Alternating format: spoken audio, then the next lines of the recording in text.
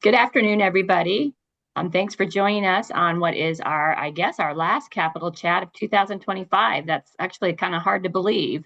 I'm Brooke Lovelace, for those that don't know me, and I'm the Executive Director of the Iowa Developmental Disabilities Council, and I'm glad that you're all here with us today. Also glad that we have some legislators here with us today joining us on our last Capital Chat. Just some housekeeping things for you. Please stay on mute unless you have a question, and you can come off mute for that or raise your hand. We do have an interpreter for you that hopefully is pinned in your screen. And then we also have a closed captioning at the bottom that you can click on by just hitting that show captions. I believe that's all the housekeeping. We will have time, I think, for questions at the very end. And with that, again, welcome. And I think I'm turning it over to Amy to introduce our guest speakers. Yeah.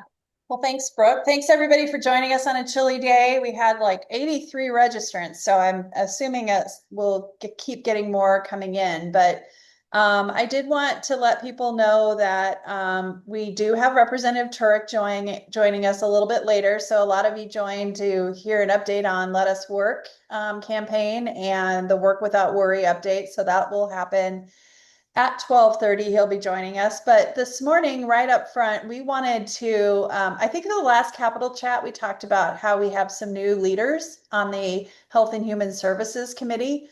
That's what we shortened to HHS. And we wanted to give you guys a chance to meet them and, see their faces, learn a little bit about them before the legislative session starts. So we were really fortunate to have Representative Austin Harris. Oh, sorry, my dog's going crazy in the background. Representative Harris join us right now. He is the new chair of the House Policy Committee, the House Health and Human Services Committee. So they do the bills that are adopted. It is not the budget committee, but they do the policy issues that pass through. And we are having him join for a little bit. Each of the legislators has only a few minutes or 15 minutes with us, 10 minutes with us. So we just figured we'd have them talk. And then if you have follow-up questions, Carlin and I will touch base with them once session starts next month and help get you those answers to that. So just jot down your questions for later. And when we have our open discussion, we can kind of take note of some of those. But I want to welcome Representative Harris here. Senator Warme will join us if she can. She's kind of in between getting her license renewed and going to her child's school, so elementary school. So we will have her jump in when she is able to. But welcome, Representative Harris. I just wanted to make a few notes about Representative Harris. He, oops, advance my screen there. You can see his district here. He represents Appanoose, Davis, Monroe, and Wapello counties. So if you're familiar with like Lake Rathbun, that's in his district. Albia, it's down south of Des Moines here, kind of outside and around Ottumwa. And he also is on the Commerce Committee, which deals with insurance issues, natural resources, and state government. So welcome, Representative Harris. I wanted to just start off with a little bit have you tell us a little bit about yourself and your background. And people always want to know why people decide to run for office. So if you want to throw that in as well. Yeah, absolutely. Sometimes I wonder why I decided to run for office too. So, well, thank you guys very much for having me. I'm Austin Harris, State Representative for District 26 here in Southern Iowa. So I've been kind of involved in politics for a while, worked at the Republican Party of Iowa, was Deputy Chief of Staff to Congresswoman Marionette Miller Meeks, and worked at the USDA in the Trump administration in the first term.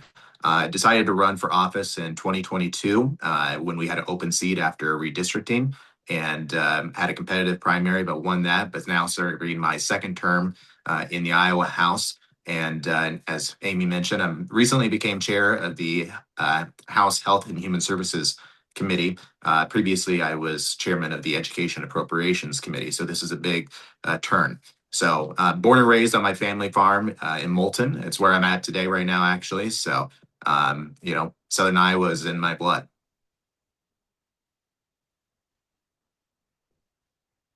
I think you're muted, Amy. Sorry about that. We kind of have a mixed group here. So some people don't really know what a chair does. Can you explain, does that mean you do all of the issues, you take on everything, or how do you run a committee at the Capitol? Yeah, that's a great question. So I'm learning it's very different between the appropriations committees and the policy committees. Obviously, when you're chairman of the appropriations committee, you are kind of the sole person to kind of decide how you want that budget to look. And now transitioning into a policy chair, committee chair, it's a lot different. You know, you have a lot of colleagues who have different ideas, different bills that they want to see move out of the committee. You have to sort through what's important, what's necessary, what works. So, as the chairman of the committee for the last month or so, after we finally got done with harvest, I've been getting into the groove of things, and I've met with several of you folks and different other organizations and constituents who have issues that are going to be important to that committee, relevant to that committee, and trying to figure out what our priorities are going to be. Typically, the House Health and Human Services Committee has been known to push out a lot of pieces of legislation of the committee. Not all of that gets a vote on the floor, nor does it get over to the Senate and down to the governor's desk. And something that I've told our staff this year is let's really kind of focus on what we want to do. So I think this past year there was over 60 bills that got out of the committee. That is not going to be anywhere near what we do this coming year, hopefully. I told the staff 20 max. And so, we are going to, I think, prioritize some of the things that are really important and crucial that have a real chance of getting across the finish line this coming year. Well, I have like 20 bills for you anyway, but Yeah. no, we appreciate understanding that. I think a lot of people don't realize that you kind of organize it all, and then you have all these subcommittees that meet and look at the bill and really see if it rises to the level of getting a committee vote. So you mentioned the big issues and trying to narrow the focus this year. Do you have any ideas of what big issues might be coming through your committee this year? Yeah, we're still trying to refine what exactly we're going to be doing. I think we'll have an overall welfare reform bill. One of the other things I failed to mention was that anything that might be related, a related subject, we're going to try to, combine as much legislation as we possibly can, as long as it works. But I think overall welfare reform bill will be coming. There will be some ideas that we're kicking around of how we can help bolster the governor's rural health transformation plan proposal that hopefully will get approved by the feds and receive money for this by the end of this month. How can we help support that and expand that as well through the state? And then something obviously that is very important to your guys' organization is work without worry. So that talking with Representative Turek and working with him, that is going to be a major priority for us this year, at least on the House side. I think it makes sense, and we're going to try to get it done. Well, I know there's some excited people to hear that on the call, because there's a lot of folks that have really really worked hard on that, and we really appreciate you taking a serious look at it as well.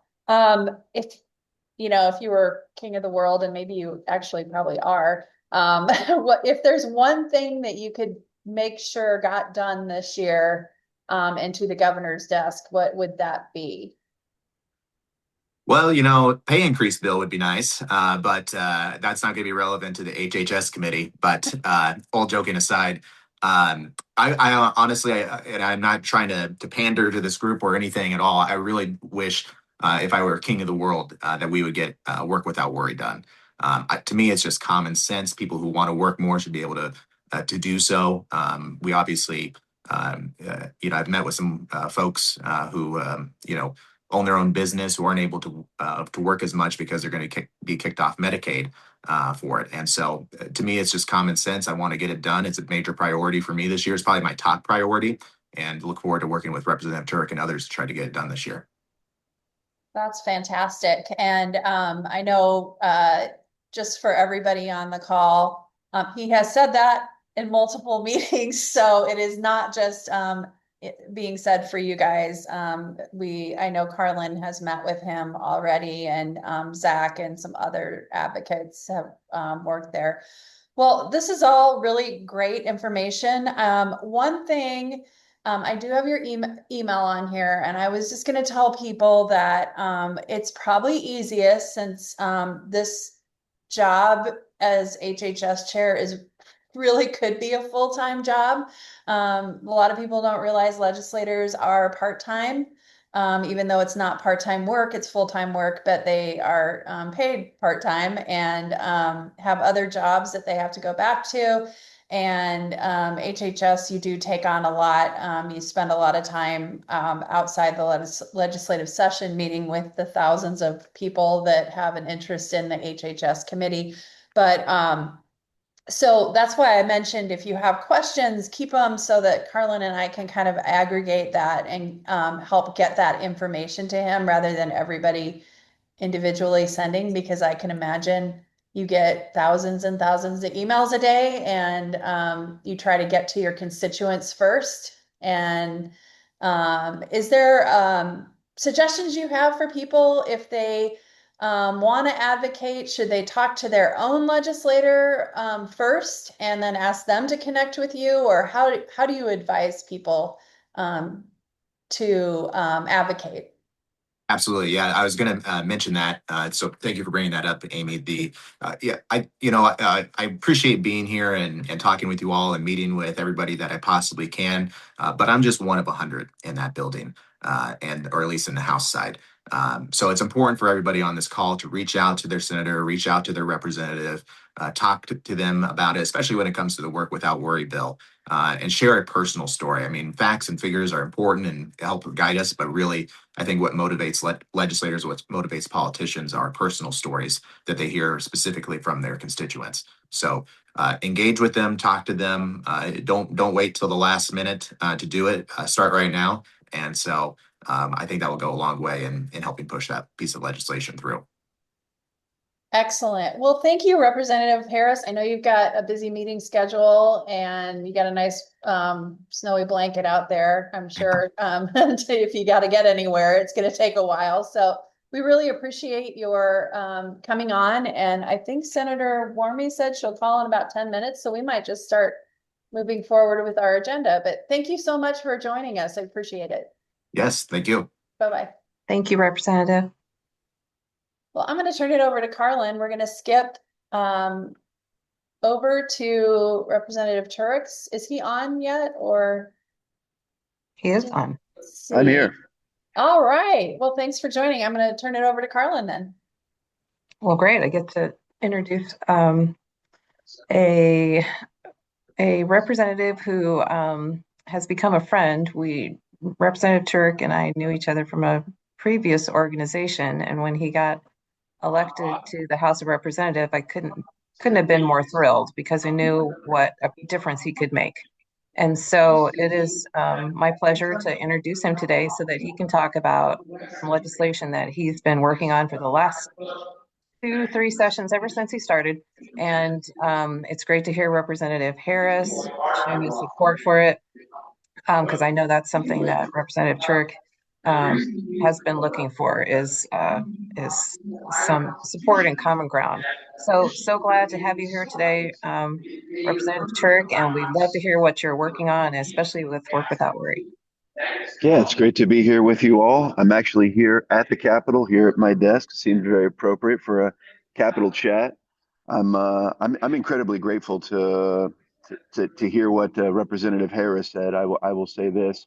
The goal up here as legislators ultimately is that we provide bipartisan solutions to people's problems. And Representative Harris has been a good friend of mine, and we have worked together in a bipartisan manner on some other bills. And so I'm genuinely excited to work with him on Work Without Worry. We were actually up here at the Capitol together, working with the department staff and the legislative liaisons, going through some of the fiscal components and elements of this. And as he stated, I come into this session with an enormous amount of hope that we can actually get this finally to a full House vote and get it over to the Senate and ultimately get it to the governor's desk.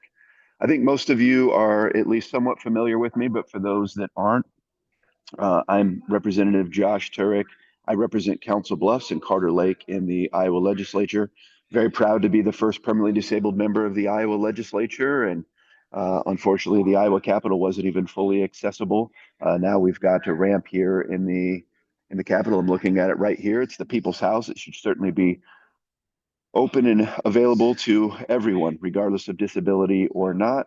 And really, I have been a champion to represent the 1 in 5 individuals with disabilities in this state, whether it's the blind, the deaf, the intellectually disabled, or the physically disabled, and to try to fight for removing barriers to healthcare and to employment. I think some of you as well know that I have decided I'm going to leave the Iowa House. I'm currently running for the United States Senate. Senator Harkin, who was the father of the American with Disabilities Act, his seat is now open and available. And so I've been working very, very hard over the last 100 days traveling the state. And it would be amazing to not only have representation for the 3.2 million Iowans, but to be able to have representation in the United States Senate for the millions and millions of Americans and also millions of disabled Americans. And so that has been a lot of my focus. However, we are about to go back into the legislative session. And as Carlin had mentioned, most of you know, the real magnum opus of my legislative work has been this work without worry, or as many of us may call it this year, let us work. This is, to me, the single largest barrier to individuals with disabilities in this state are these unnecessary income and asset limit barriers for those that need to be on Medicaid for their health care. The last 2 years, we have been able to unanimously move this through HHS policy. We've been able to get it both through subcommittee and through committee.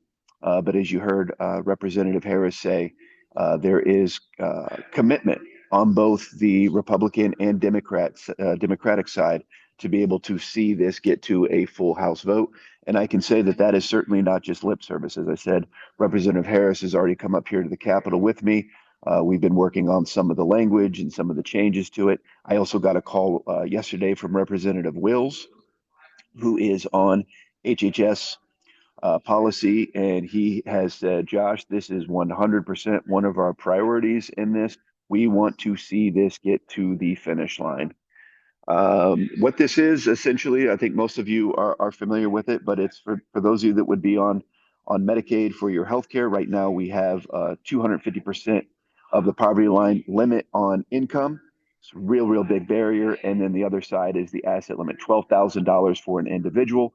And it was $13,000 for those that were married. We have now been able to at least move that to be doubled to $24,000. But what we're ultimately looking at arriving at is to have no income and no asset limits on this. And it would be a situation where the more money that you make, the more money that you pay into the system for your health care. Many states have done this. This isn't just a Democratic idea. We've seen this done in blue states. We've seen this most recently done in a red state like Tennessee. It's a bipartisan idea. This will help us to actually have individuals that want to work to be able to be gainfully employed, full-time employed, to actually be able to own a home, to be able to own a vehicle. But the real benefits are the positive fiscal impacts. Will be able to move individuals ultimately into a situation where they're paying state tax, they're paying federal income tax, they're removing themselves from the need for SNAP benefits, for Section 8 housing, et cetera. And especially as we're seeing all these workforce issues right now. And now for the very first time, we have individuals that are able to work remotely without the need for transportation. It is just a perfect moment to get this done. As I've said, I think this is the single largest barrier to individuals with disabilities. Two other things that I do want to talk about is 14C. I'm going to sponsor a bill again this year to remove, to have Iowa ban 14C certificates, at least for-profit business. And 14C certificates allow currently a for-profit business to be able to pay someone with a disability a sub-minimum wage. I believe that there should be a dignity in work, and so I would like to remove these income and asset limits, but also not allow companies to take advantage of individuals with either a physical or intellectual disability and pay them a sub minimum wage. And then the last bill that I'll talk about, because I'm not going to sponsor a ton of bills this year, especially with me running for the U.S. Senate, is I do want to continue to work on what we're seeing with the HCBS waivers, 26,000 disabled Iowans that are on these wait lists. We need to put more appropriation towards this. I know that we are constantly talking up here about moving that system away from the 7 different waivers and moving that into an individualized waiver system, which I'm 100% in favor of. A waiver for children, a waiver for adults, and possibly a waiver for elderly. As so many of us with disabilities, we present completely different. Every one of our disabilities and our needs and our supports are completely different. I like the idea of having it individualized, but ultimately, unless we put more appropriation to address this, we're going to continue to see these wait lists continue to grow and the wait times continue to increase. Right now, the wait list for individuals with disabilities, for intellectual disabilities, for example, is nearly 7 years. That is far too long. And then what I'll say is particularly on work without worry, or as we may end up seeing this morph into let us work. We really need everybody's help on this. There's only so much I can do as one legislator, but as you can see, and you've already heard today, we have bipartisan support to be able to get this across the finish line. What I would love to see is for each and every disabled Iowan to reach out to your legislator and to contact them, both on the House and the Senate. We need to say individuals want to work. Let's remove these unnecessary barriers to working. Additionally, I would love to be able to have as many individuals, particularly with visible disabilities, up here, as Representative Harris said. Sometimes it's not even the facts, it's the personal stories. And so coming up here, we start session on January the 12th. We have Funnel Week, which is funnel is we need to get a bill through both subcommittee and through committee by that date. That's at the end of February. I would love to have individuals with disabilities up here every single day that we're in session. That's Monday through Thursday, starting from January the 12th all the way until the end of February. I will certainly assist anybody that's up here to be able to have the right conversations with individuals both in the House and Senate that are on HHS budget and policy. But this really is an amazing opportunity that we've got to be able to get this. As you heard, this is now bipartisanly supported. This is a priority, not only on my side, on the minority side, but also on the majority side. We can get this to a House vote. We can pass it unanimously. I really, truly do believe that. We can get it over to the Senate. We can get it signed by the governor. And I promise you that there would be no prouder moment in my entire life than to work on this policy, because I do really believe that this is the single largest barrier to individuals with disabilities. So I'm going to need everybody's help. So whatever you can do, whether that's sending an email, making a phone call, certainly if we need assistance with transportation and issues, we need to have as many individuals up here every single day advocating for this. But there's a real possibility for us to get it to the finish line. And with that, I'll stop. Keep talking. You're doing my job here for me, Representative Turek. I know we have some questions in the chat, and we want to talk more about the Let Us Work campaign, but I think we need to let Senator Warme have her time because her time is limited. So is that right, Amy? Yes. So Senator Warme is just was able to join us, and she's just got a few minutes because she is mentoring at a elementary school today. So we don't want to keep her from that. That's important work that she does too. As you're starting to see, our legislators have many hats and they do a lot. And so we really want to thank her for joining. She is the new chair of the Senate Health and Human Services Committee. So the same position that Representative Harris has, only in the Senate. And she is also on several other committees, including appropriations, commerce, technology. A big one that I know a lot of you talk about is transportation. And she's also on the, at least for now, the HHS budget subcommittee, which deals with the funding side of things. She represents, as you can see, and oddly enough, both Representative Harris and Senator Warme represent District 26. She's Senate District 26 and Representative Harris is House District 26. So I just noticed that today when I was putting the slides in, but welcome, Senator Warme. I just wanted to give you a chance to talk about yourself, what your background is, and tell us a little bit about yourself. And people always ask why you decided to run for office. So if you want to throw something in on that, that would be helpful too. So I'll turn it over to you. Great. Thank you. And it sounds like you were doing important work with Representative Turek. So thanks for letting me interrupt. And I won't take too long. We'll let you get back to that discussion. But I am between things today. I don't know if you can see behind the car, the school parking lot, but I'm going to run in and do some mentoring here. So as Amy said, my name is Kara Warme, and it is funny that Representative Harris and I both have District 26. We're making the rounds together as new chairs, and that keeps coming up. So I have the center part of the state and really honored to be chairing Health and Human Services this year. So my background, a little bit about that, actually worked in the private sector for 20 years. So I have an engineering degree and a master's in business.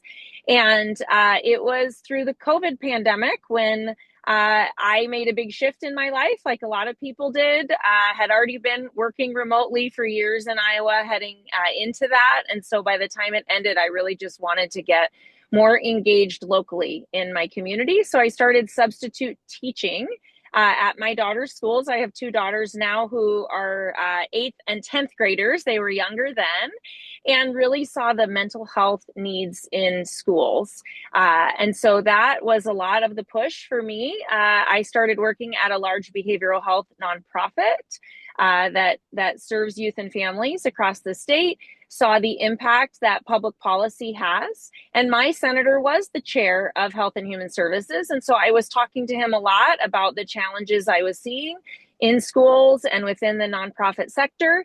And when he decided to retire, he called me and said, hey, you could do this. And I decided to step up and run. So health is something that is really important to me. And I want to make sure that I'm listening to all the stakeholders and the voices that are out there. I know I have met a number of you at the Capitol last year already, serving on the HHS budget and just interacting as you come to visit. I appreciate that and love those opportunities. And so as we dive in this year to Health and Human Services, we'll really be thinking about workforce, knowing that we have an aging population in Iowa. We have a lot of needs for people to work at all levels of human services and healthcare. And so we want to recruit and retain the best providers in both our urban and rural areas, make sure we have access to those. So I've been having lots of conversations on administrative burdens that make it hard to do the job and keep people from time with their patients, where instead they're at a computer or on the phone or filling out a duplicative form. So as much of those kind of things we can reform in government to get out of the way and make sure that those professionals can be focused on helping Iowans, which is what they have trained many years to do. Let me pause there and see what else Amy or others wants me to mention. Yeah, well, you kind of started in on that with workforce, which I know has been a huge issue with our the folks that are on this call, making sure that they have people that are with them that can provide those services, provide them in a professional manner. And we know that the turnover is disruptive because they do a lot of work, personal work for people, and it's tough to have that turnover. So we really are happy to hear that workforce continues to be a priority.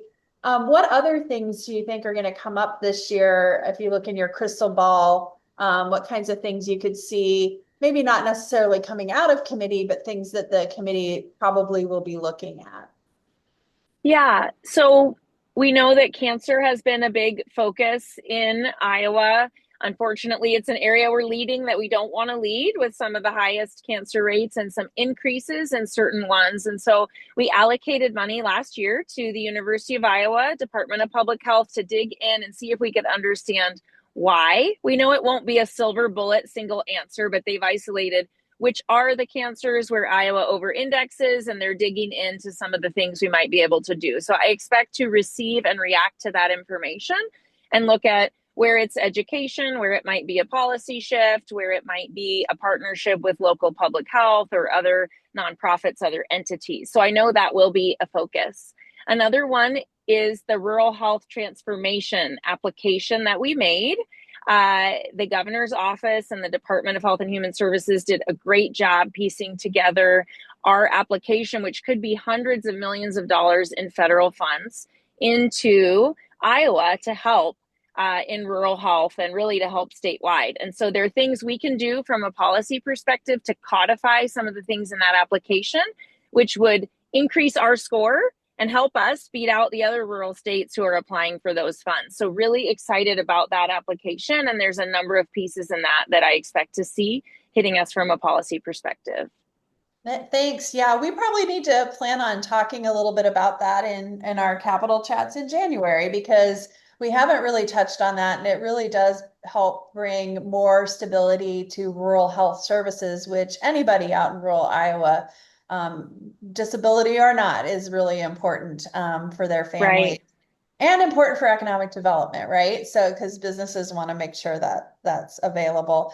Well, we really appreciate your time. I know you have planned on being at your daughter's or your elementary school at 12:30, so we don't want to interrupt that, but we really appreciate that. And what we have told folks is if they have follow-up questions for you, they will get them to Carlin and I, and we will touch base with you when session starts, so you're not getting 8,000 emails from everybody, because we know you're wearing many hats. And so we'll plan on touching base if there's anything follow-up. But thanks for joining us. We really appreciate you being able to work us in today.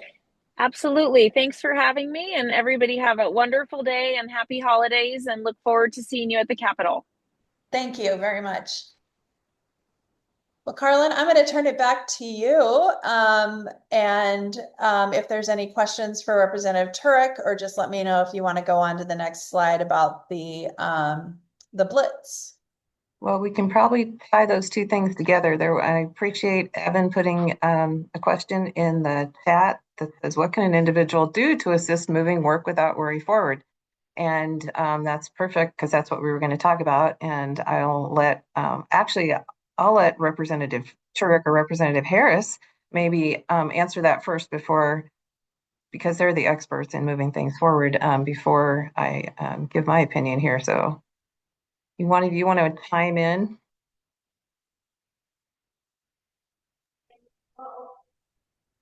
Is Representative Harris still on this thing? He is, but I think he also told people what they can do to get up to the Capitol, share your stories, make sure that your own legislators know your story and how important that is. And we started doing that a little last year, which I think is why we're in a position we are now, because Representative Harris heard your stories, and his colleagues, and now Representative Wills, who's in the Ottumwa area, has heard those and is wanting to be a part of it. So it's like social media campaigns when you hear about people going viral. All of you advocates on here that have shared your stories, that's what you've helped do, is get this going viral. I think when you look at what Representative Harris said and what Representative Turek said, they're 2 people out of 150 at the Capitol, out of 100 in the House, but out of 150 total at the Capitol. And they can only do so much, and use their influence to do so much. So it really depends on everybody pitching in to help get this over the threshold of having at least 51 votes for something in the House. And that's a big challenge. But that's my opinion, so feel free to add to that. I'll just chime in and say that when Amy says everybody can make a difference, that's true, and that's the key. One of the things that we're emphasizing with the Let Us Work campaign. So the idea of the Let Us Work campaign is that, the Work Without Worry bill and policy change would make a difference, definitely, for people with disabilities who are employed or want to be employed in Iowa. It's one very positive change that could help move things forward. But it's just one thing. We could be doing a lot more. And so we want to talk more about other opportunities and possibilities that will move more people along and reducing barriers. But the thing that's so important about this topic in this campaign is that it's not really just about employment. This is about how Iowans with disabilities are perceived and treated in Iowa. We're in across the country in some respects. We're treating them differently because they're using Medicaid for health insurance or because they have to be on public assistance. So that means we're limiting how much or how many hours or how much they can earn in wages. And there's no other population in the United States that this is happening to. We don't take away people's health insurance because they want to work.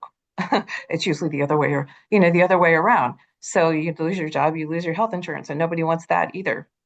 So that's why this, talking about this particular issue and what could change if this was passed, it's changing the perception of how people with disabilities are treated, and with, as Representative Turek said, with more dignity, and as Representative Harris said, this could be a major game changer for other parts of our system that rely on help for people with disabilities, other parts of our public assistance system. So it can be a major game changer in many ways than just what this particular bill is emphasizing. So that's why we're putting this under a campaign. And as both of them also said, telling your personal story is what's really important. And I want to emphasize too that we are um, uh, encouraging everybody to reach out to their legislators, and that's email, asking for meetings. And so if you all are getting more email as legislators, that's our fault. But we want you to tell your personal story so they understand that this is coming from people like you, and how the impact is going to be felt for individuals, not just for our organizations and the work that we're trying to do to help. So make it personal. It's about you, um, and it's about the impact that it can have on you and the state, and how we again treat and support people with disabilities. And this is a support mechanism that can make a huge difference in the amount of support that could be given for this particular issue of employment. So the campaign is to reach out and talk to your legislators this fall, or it's not fall anymore, it's winter. We encourage everybody to reach out before the session starts, and that's why some of you have probably already gotten some email or some calls. And some of you have copied me on the letters that you've gotten back from your legislators, and thank you for that. That's helping us understand what they're thinking, and we're seeing a lot of support, which is awesome. And then during the legislative session, which is January through um, early May, is to come to the Capitol if you can, and we're willing to help you do that. And if not, again, just keep in touch with your legislator during the campaign, and let them know how you feel about things and where things are moving, and offer yourself as a resource for helping them move this along, because they're going to be the heroes that move this along, and we want to be able to hold them up as heroes. Is there any more questions about the campaign? The campaign is basically you sign up online, and once we have your information and that you want to work on things, we'll send you some talking points and things that you can do to help contact your legislators easily. Just want to add in quick, Carlin. Half of the battle to be able to get legislation across the finish line is just education and awareness. And so it really, really is imperative for those of us with disabilities in Iowa to do what we can to make sure every single legislator is aware of this issue. When I first came up here 3 years ago, no one knew what these income and asset limits were for Medicaid, that this was preventing people from actually living being gainfully employed. So everyone reaching out, it really does make a huge difference. I will also give you some tips when you are emailing or when you're calling. You need to make sure that you've got your name on there, your address, so that they can see that you're actually from Iowa. I would say put your phone number on there. And again, it's the facts, but it's also the personal stories. Here's how it is impeding me.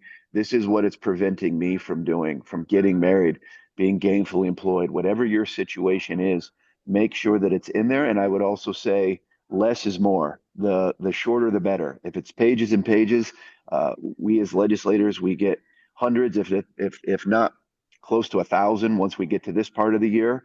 And so just make sure it's as concise as can be. And like I said, once we get to January, for those of you that can actually physically be up here, those of you particularly with visible disabilities, that is going to be invaluable in this process of getting up here and actually making our presence felt every single day and talking to as many legislators face to face about it. Legislators, we can ignore a lot of emails, but it's very different when you've got somebody right here in the Capitol to talk to you face to face. You can't ignore that. But if we work together, we can get this thing across the finish line. Exactly. That's a great way to kick this off and send this off. We got to be working together on this. So thank you for joining us, Representative Turek. I really appreciate your insights and those tips and insider information to help us all again work together to move this along. So, and thanks for all your work. All right, I know Amy has a few more slides that we're going to. Oh yeah, let's talk about budget too. Well, some of this is a repeat, right? So I just lost my notes. A couple quick things. The House and the Senate are both Republicans are both caucusing next week, and I think the Democrats plan to caucus also in the coming weeks, and that means they're kind of getting together and kind of mapping out their plan. One of the things that we've been talking about is that there will be some changes in committee memberships on the Senate side. So watch for your emails or on social media. We will post what those changes are. We've heard that there might be some big changes in the Senate HHS committee.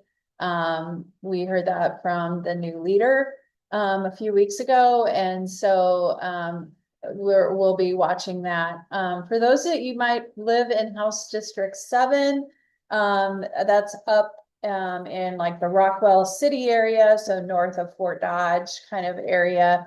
They have a special election. Representative Sexton, who had represented that area, was tapped to be the new rural health or rural development director in the Trump administration. So he resigned, and so there are two women running in that area, and that special election is December 9th, so next Tuesday.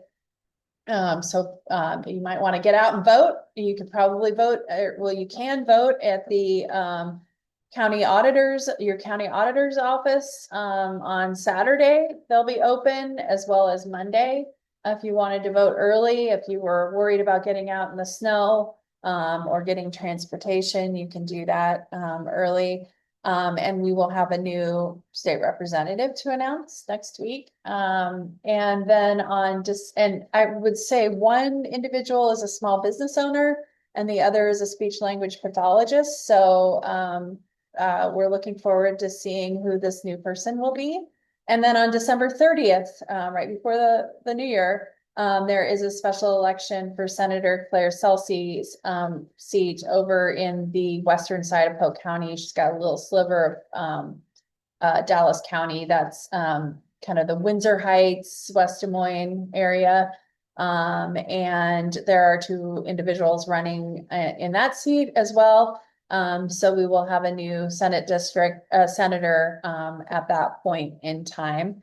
Also, same things, you can vote early at your county, at the election office, which if people live in Polk County and don't know this, our county election office has moved.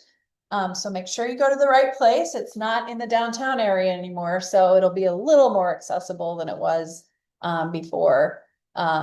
So we will have some new legislators, and then we'll find out what positions they'll hold in their caucus in terms of what committees coming up here soon. And I will update the legislative guide. I keep updating it. I still have not checked to see if this is the most special elections we've ever had in a year. It's definitely has in my 30+ years at the Capitol, the most special elections in one year, unfortunately. So then I just wanted to update on a couple of the big issues we've been hearing about in our meetings. Budgets are going to be tough this year. We have a $252 million Medicaid shortfall and a 9% drop in revenues, which were anticipated when legislators decided to go to a flat income tax. We're now at that level, so hopefully those revenues start to turn around, challenging with the farm economy. So I think you're going to see legislators trying to do as much as they can to kind of stabilize the budget. That hopefully won't mean cuts, but it will definitely mean looking at some of the things that the DOJ report highlighted, which is like things like sharing services, doing more with kind of spreading those dollars out further. And we will talk more about what's actually in that DOJ report. DOJ stands for Department of Government Efficiency. It was a committee that the governor put together to kind of look at ways we can do better at governing. So there was a lot of things in there about local governments and shared services. Like, does every community need a police force? Can they work on a more regional level to maybe partner with the sheriffs or multiple cities sharing like a police chief or a fire chief, and what things can happen? We're starting to hear more about sin taxes, looking at increases in tobacco and alcohol taxes, carbon pipeline. For those that were watching last year, that was a very divisive issue on using the eminent domain, which basically means the carbon pipeline people can purchase your land and you don't have a lot to say about it. That is still going to be a key issue because the governor vetoed that bill. So it's still a live issue at the Capitol. Next week, we have the Revenue Estimating Conference, which is the group of 3 economists that get together and they kind of look at how much money's coming in through taxes and everything, and how much money's going out in our spending, and kind of seeing where we're at. So that 9% drop in revenues could be more, or it could be less.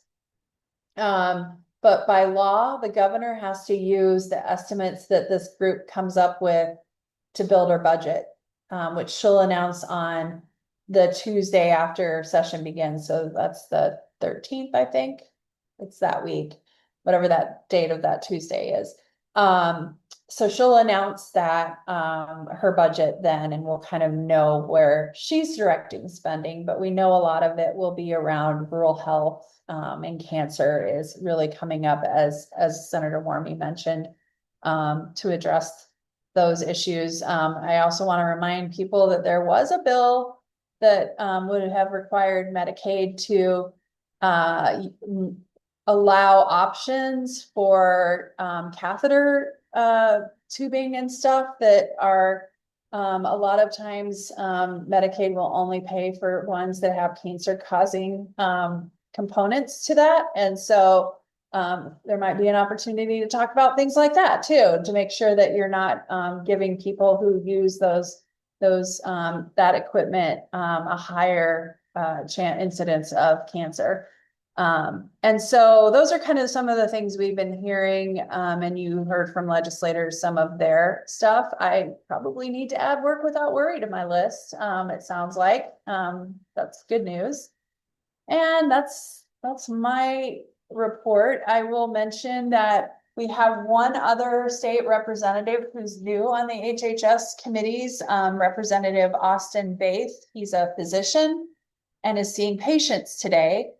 He is now the new ranking member on the HHS budget subcommittee. That position was held by Representative Turek, but given that he has another office he's running for, that position was moved over to Representative Austin Baith, who is from the Des Moines area.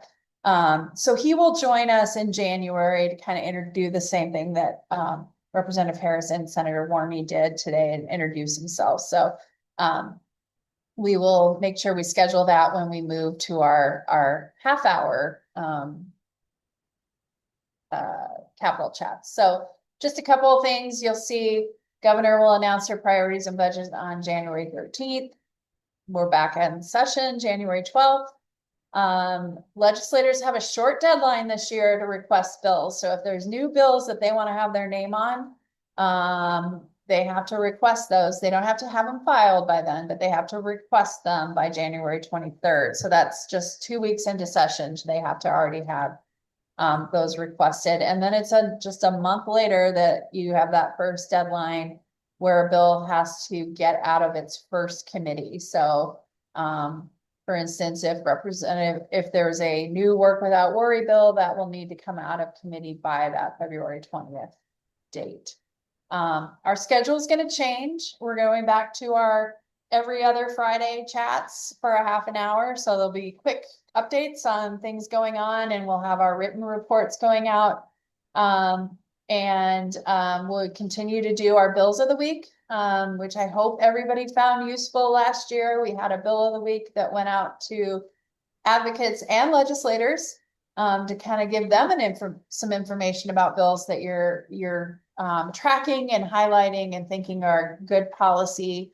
And then they have a one-pager talking points, advocate talking points that you can use to help advocate on those bills. And so those are on our website still from last year. And if you want to take a look at them, a lot of those bills didn't pass. So about half did, but a lot of those bills didn't pass. The work without worry ones up there still. And then those are our dates for our capital chat schedule. So I will stop. Got 7 minutes left to, if there's any questions, comments, or thoughts. Yeah, I got one. You hear me? Yep, go for it, Robert. Okay, Amy, thank you for your time.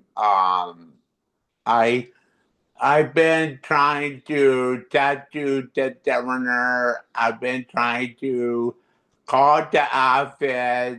I've been trying to talk to Nick, leave a voicemail in the office, trying to get a hold of Nick. Somebody told me to get a hold of Nick because he is the head of the, I don't know what, he's the head of Deputy for Governor Ronald. So anyway, I tried to get a hold of him and nobody answered. Earlier, when we got on here, earlier I've been trying to get a hold of the office and nobody answered. I leave a message, nobody answered. I leave a message, nobody answered. So I don't know what the deal. So me and my mom is going to go to. Me and my mom is going to go to the February Iowa Capitol in February to talk about the ACH bill. It is long overdue because I know it's long overdue because I've been trying to deal with this for years and years and years. And I know I know what you don't have to say to me. You have to wait. But I know, okay. And okay, I'm done. So you can do.